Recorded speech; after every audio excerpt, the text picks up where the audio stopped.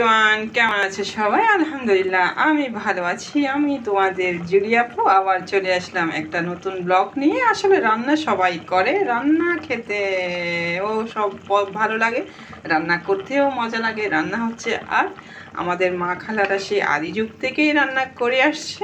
রান্না তো এখন মেয়েদের পাশাপাশি ছেলেরাও আসলে রান্নাতে অনেক এগিয়ে আছে।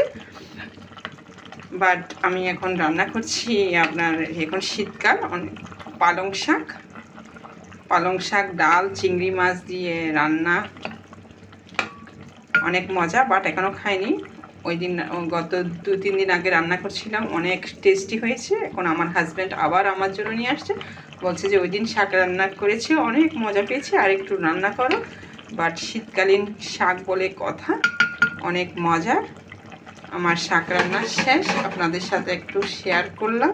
বাট রান্না সবাই করে, যার যার মায়ের হাতের রান্না আলাদা। বাট আমিও আমার মা থেকে শিখেছি রান্নার পরে সবার শেষে ধনিয়া পাতা দিতে হয়। মা বলছে ধনিয়া পাতা শেষে দিলে রান্নার ঘ্রাণটা অনেক স্বাদ হয়, ওইটাই অনেক মজা হবে। খাওয়ার পর আপনাদের সাথে শেয়ার করব। থ্যাংক ইউ সো মাচ, ভালো থাকবেন সবাই, দোয়া করবেন আমার জন্য।